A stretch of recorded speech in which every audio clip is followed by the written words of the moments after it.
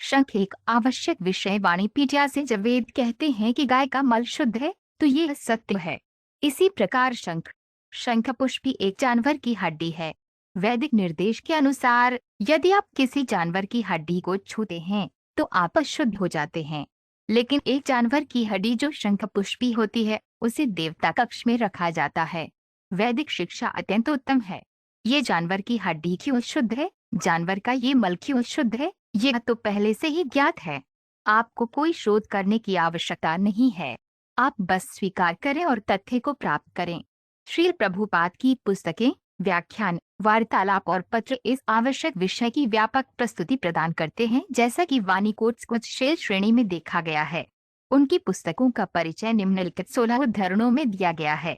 श्रील प्रभुपाद की पुस्तकों से उद्धरण: विष्णु के 8 हाथों में शंख, चक्र, गदा, कमल का फूल, तीर, धनुष, ढाल और तलवार थी और वे चूड़ियों और कंगन जैसे सुनहरे आभूषणों से सुशोभित थे।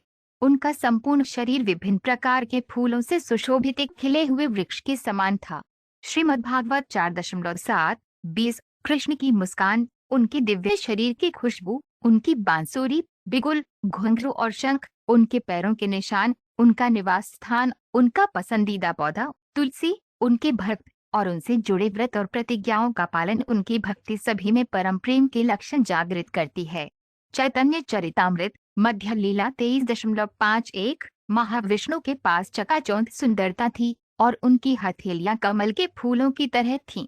वह विष्णु मूर्ति के विभिन्न प्रतीकों शंख, गदा, चक्र और कमल के फूल से और भी सुशोभित थे, जिन्हें उन्होंने अपने 4 हाथों में धारण किया था। कृष्ण ग्रंथ अध्याय 39 है शंकर श्रेष्ठ है भगवान के हाथों वाले 5 जन्य। आप हमेशा भगवान कृष्ण की सांसों से भरे रहते हैं, इसलिए आप एक भयानक ध्वनि कंपन पैदा करते हैं जो राक्षस, प्रमथ भूत, प्रेत, माता, पिशाच और डरावनी आंखों वाले ब्राह्मण भूत जैसे शत्रुओं के दिलों में कांप पैदा करता है। श्रीमद्भागवत 6.8-25। जब भगवान कृष्ण अपना शंख बजा रहे थे, जिसे पांचजन्य कहा जाता है, तो पहाड़ों की गुफाओं में रहने वाले कई महान ऋषियों ने तुरंत प्रतिक्रिया की और अपने ध्यान की समाधि से जाग गए। उन्होंने तुरंत देखा कि उनके शरीर के रोंगटे खड़े हो गए हैं। भक्ति का अमृत अध्याय 35। भगवान के प्रति प्रबल प्रेम और भक्तिपूर्ण सेवा से, या दूसरे शब्दों में भगवान के साथ आध्यात्मिक संपर्क से, भगवान की पकड़ में शंख की तरह सब कुछ आध्यात्मिक रूप से लाल हो जाता है और परमहंस या सर्वोच्च बुद्धिमान व्यक्ति भगवान की भूमिका निभाते हैं। आध्यात्मिक आनंद के जल में बत्तख हंस भगवान के चरणों के कमल के फूल से सदा सुशोभित। श्रीमद्भागवत 1.112। अपने सबसे समृद्ध महानगर की सीमा पर पहुंचने पर, जिसे अनर्तस द्वारका के देश के रूप में जाना जाता है, भगवान ने अपना शुभ शंख बजाया, अपने आगमन की घोषणा की और जाहिर तौर पर निवासियों की निराशा को शांत किया।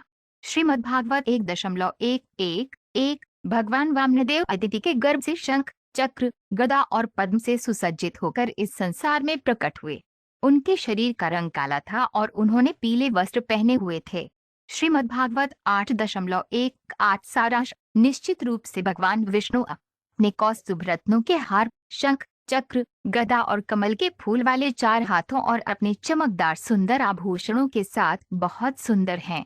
वो गरुड़ के कंधे पर सवार होकर अपनी शाश्वत स्थिति में भी बहुत सुंदर हैं। भक्ति का अमृत अध्याय 36। इस मंदिर पनानृ सिंह के भीतर तंजौर के दिवंगत राजा द्वारा प्रस्तुत एक शंख है और ऐसा कहा जाता है कि इस शंख का उपयोग स्वयं भगवान कृष्ण ने किया था। मार्च के महीने में इस मंदिर में बहुत बड़ा मेला लगता है। चैतन्य चरितामृत मध्य लीला 9.66 रेवाखंड: ऐसा कहा जाता है कि जो तुलसी की पूजा करता है या तुलसी का बीज बोता है, वह भी सभी अपराधों से मुक्त हो जाता है। इसी प्रकार जो शालग्राम शिला की पूजा करता है, वह भी अपराधों से मुक्त हो सकता है। ब्रह्मांड पुराण में कहा गया है कि जो भगवान विष्णु की पूजा करता है, जिनके 4 हाथों में शंख, चक्र, कमल का फूल और गदा है, वह उपरोक्त अपराधों से मुक्त हो सकता है। श्रीमद्भागवत 7.5 23-24। महान धनुर्धर काशी नरेश, महान योद्धा शिखंडी, धृष्टद्युम्न, विराट, अजय, सात्यकी, द्रुपद, द्रौपदी के पुत्र और अन्य, हे राजन, जैसे महाबाहु सुभद्रा के पुत्र, सभी ने अपने अपने शंख बजाए। भगवद गीता 16 जनवरी 18। उस समय उच्च ग्रह मंडल के दिव्य निवासियों ने बकासुर के शत्रु कृष्ण पर मल्लिका पुष्प नंदन कानन में उगाए गए फूलों की वर्षा की। उन्होंने दिव्य केतली शंख बजाकर और प्रार्थनाएं करके भी उन्हें बधाई दी। श्रीमद्भागवत 10.11 एक सोने का पानी चढ़ा हुआ धनुष, अचूक तीरों से भरे दो तरक्ष और दिव्य कवच भी प्रकट हुए। बलि महाराज के दादा प्रहलाद महाराज ने बलि को फूलों की एक माला दी जो कभी नहीं मुरझाती थी, और शुक्राचार्य ने उन्हें एक शंख दिया।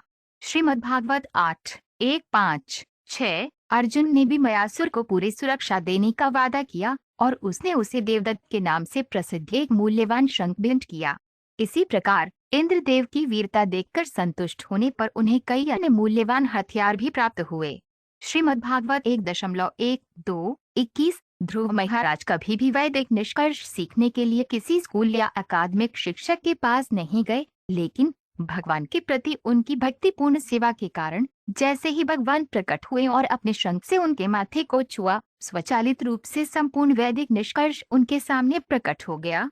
यही वैदिक साहित्य को समझने की प्रक्रिया है। श्रीमद्भागवत 4.9-5